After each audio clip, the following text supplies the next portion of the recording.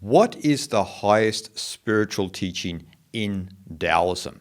Some believe this is the highest spiritual teaching in the world, but many people find it hard to embody and live by. Now, what teaching am I speaking about? I'm speaking about the great Taoist sage Chuang-tzu's teaching of xiaoyao, which I cover extensively in my new book, The Tradition of Natural Taoism. And my subtitle to my new book is The Way of Free and Easy Wandering in Oneness. Now, why it's subtitled that is because, as I said, it's about this teaching, xiaoyao, which Burton Watson translated as free and easy wandering, and A.C. Graham translated it as going rambling without a destination. Both great translations of xiaoyao, which we'll cover a little bit later, but that's what this teaching is. So Chuang-tzu was focused on what true freedom really is. Not freedom from the government, not freedom from society or the world, or not even freedom from yourself, but freedom itself is what Chuang-tzu was obsessed about, because he believed that that is the highest spiritual revelation that we're looking for. But we always associate freedom from something, right? So we're free from something, but it's not freedom itself. And this is the highest teaching in Taoism that was expounded by Chuang-tzu. So from this Taoist perspective, we're not talking, as I said, about freedom from something. We're not talking about freedom being associated with autonomy, about physically moving around and this and that, being free from something and just being free to roam. We're not talking about that. It's something to do with actually the mind. Because think about it this way, right? You can be free to physically roam the world, but you are enslaved by your conditioned mind. So you could be in the Himalayas in meditation, but all of the problems from the environment that you previously came from are still within your mind, and you essentially are not free. These thought constructs continue to obstruct your true freedom. Now, in Sanskrit, those thought constructs are called vikalpas, right? So a vikalpa, a thought construct, is something that eclipses your ability to see nature as it truly is, because you have all these thought constructs, and one of the highest states within particularly the Vedanta and yoga is nirvikalpa samadhi, right? Nirvikalpa. So this means no thought constructs, no thought forms, right? So you have gone beyond that. And so that's why you attain samadhi. And so this is very similar to what Chuang-tzu is talking about, because he's talking about complete freedom itself, free from everything, even the mind, right? The thought constructs that we have in the mind, the conditioning we have in the mind. So this is Chuang-tzu's teaching. We're not just simply talking about autonomy. Now, philosopher David Chai has a great way of explaining this in his amazing book, Chuang-tzu and the Becoming of Nothingness. Among the many concepts that have made their way into the development of philosophical discourse, freedom is without doubt one of the more contentious.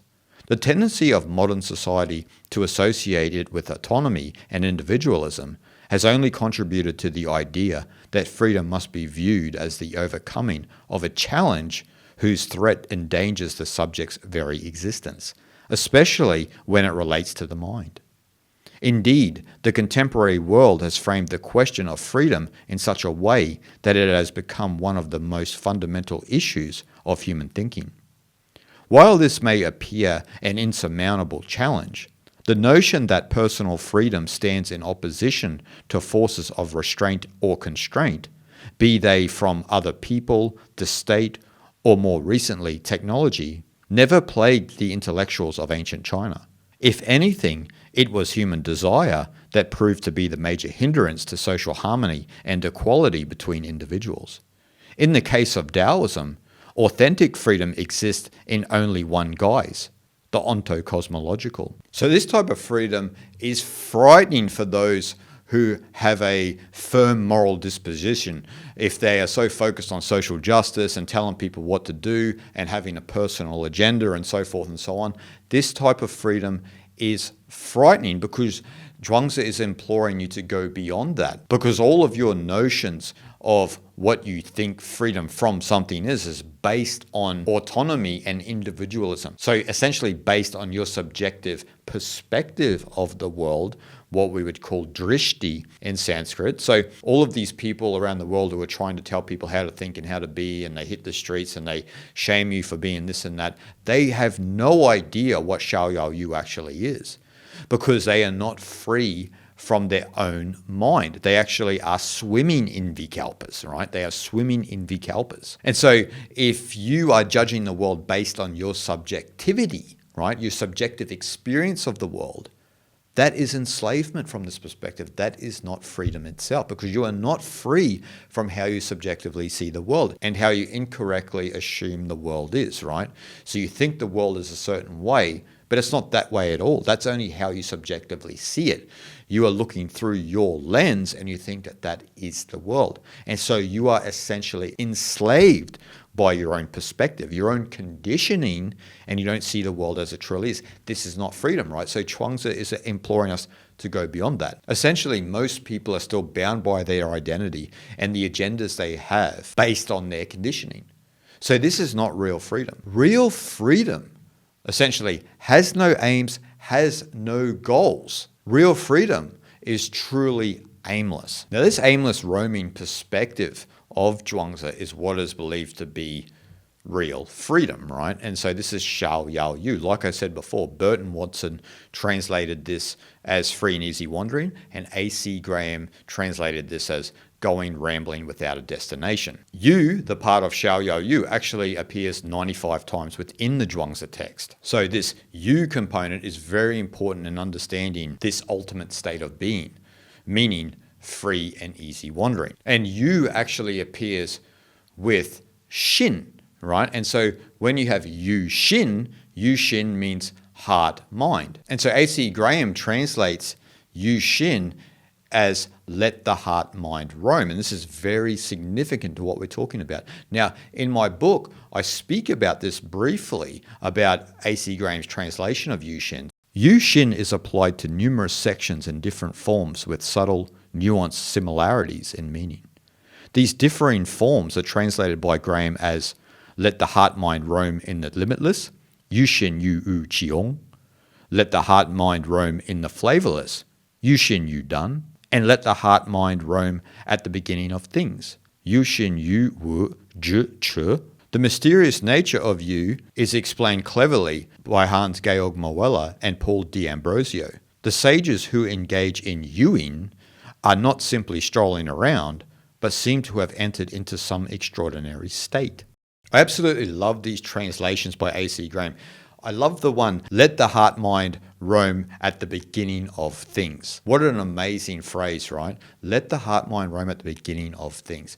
This is beautiful. Now, this is getting us into what xiaoyao is, right? And I actually love what Hans Georg Moeller and Paul D'Ambrosio wrote, yuing, right? And this is from their classic book, Genuine Pretending, which I highly recommend. And so this yuing that they speak about is this ability to aimlessly roam in the spontaneous reality of nature, where one has freed one's heart mind to become a living embodiment of wu wei. Effortless action, if you will, non-interference, if you will, non-doing, if you will, effortless living as well. And so this freedom of the heart-mind allows us to embrace free and easy wandering. Now, in relation to both terms yu and shin, philosopher Liu Shaogan explains both terms in his article Taoism, Lao-tzu and Chuang-tzu, which appears in the Oxford Handbook of World Philosophy. The place in which one roams freely is mysterious as well as remote. The wilderness or the never-never land, yu zhi shang, refers to such a place far beyond the world. Moreover, the compound yu shin, mind's wandering, appears repeatedly, indicating quite directly that it is the mind rather than the body that roams. Thus, by combining xiaoyao and the Chuang-tzu depicts a free soul roaming in the boundless world of imagination, where the mysterious union with Tao can be attained. Xiaoyao and mean gaining access to the infinite panorama of a spiritual world. So the Taoist age has completely harmonized with the Tao, and its stream of consciousness moves through them unrestricted. So xiaoyao is this uninhibited roaming that is aimless and directionless. Think about that, aimless and directionless. This brings to mind the phrase, one center is everywhere and circumference nowhere. So because your mind is like that, your mind is completely free. It's free of all boundaries. You've gone beyond everything. So your mind can never be then entangled with worldly affairs and the mundane concerns of the masses. You've gone beyond all of that because you know what true freedom is. How could you resonate with any of that once you've attained this state, right? Xiaoyao is our natural state, free and easy wandering. And the Yu Xin, the heart mind, is completely free to roam the world. You are not annexed in by any type of conditioning or belief system. You've gone beyond your identity itself and you have merged as one with the river of Tao. You've stopped fighting the current of the river and stopped holding on to the banks of the river, and you've let go and just moved as one with the river, and the river's power becomes your power, or more importantly, the Tao's power becomes your power.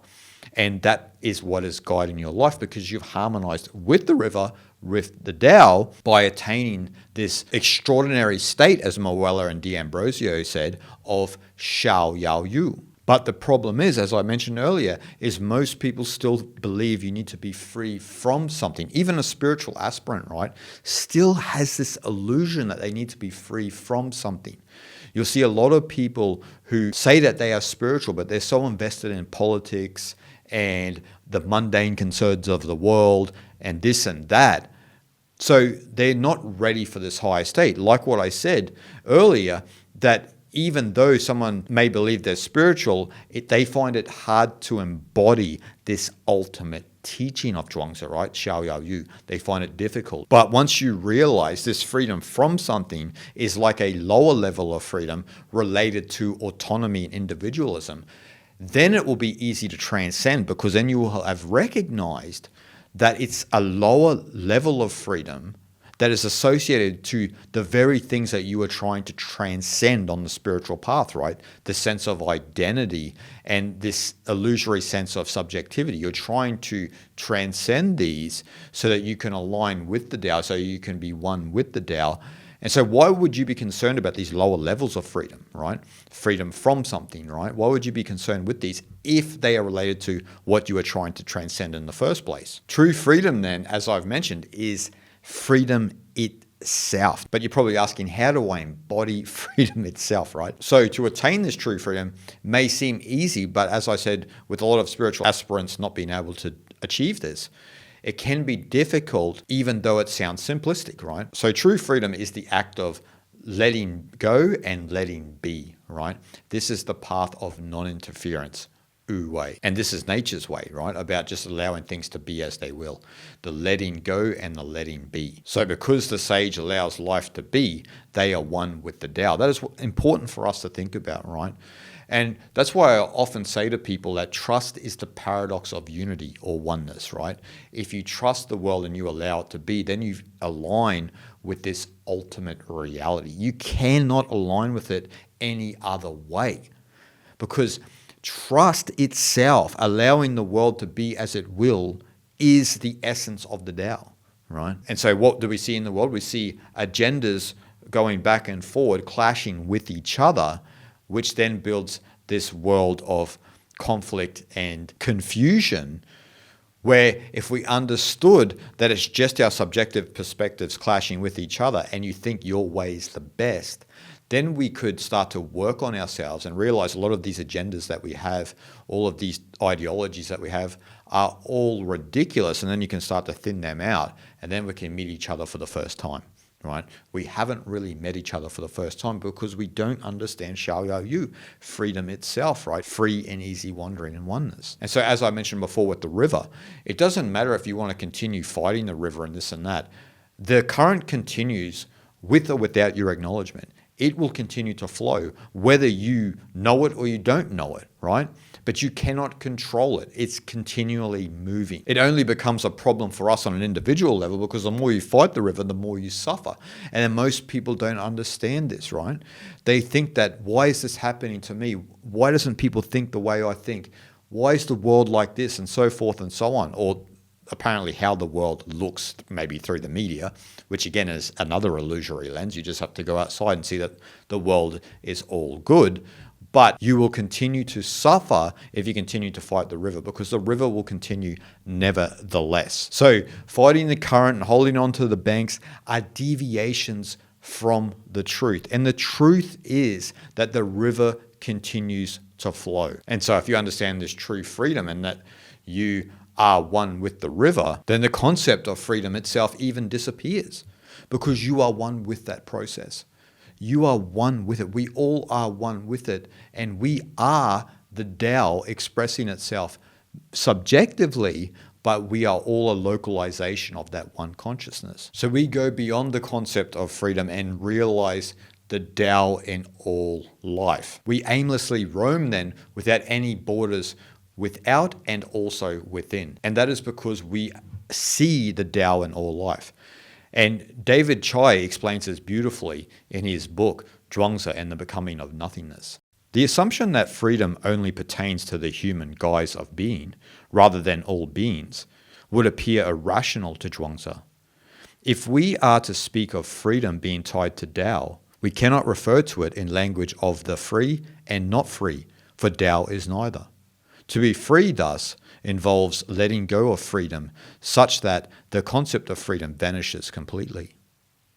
For Chuang-tzu, freedom in Tao is hence the cosmological harmonization of things through which one partakes in a carefree wandering that is neither hindered nor tainted by concerns over what it means to be free. There is, therefore, no such thing as individual freedom.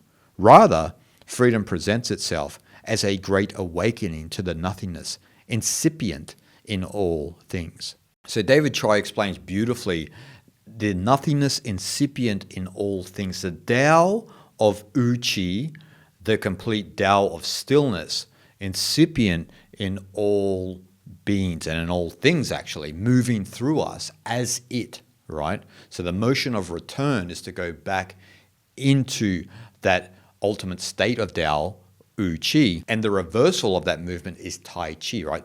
Tai Chi actually is translated as Tao in motion, right? And so the Tai Chi motion is moving from Uchi to the 10,000 things, and a spiritual aspirant is supposed to reverse their gaze within, which reverses that movement of Tai Chi back to this ultimate state of Uchi, where you go beyond everything and you see, as Chuang-tzu explains in other verses, the infinite in all things. But we need to go beyond this and that, as he suggests, the subjective partial view of the world, and come back into the ultimate impartial view, where there is no more this and that. You see everything as it is.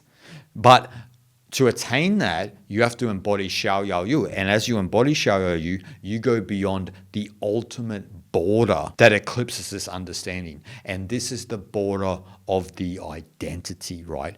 This is how we embody free and easy wandering in oneness, because we've gone beyond ourselves to understand the Tao in all. And I speak about this in my book, The Tradition of Natural Taoism.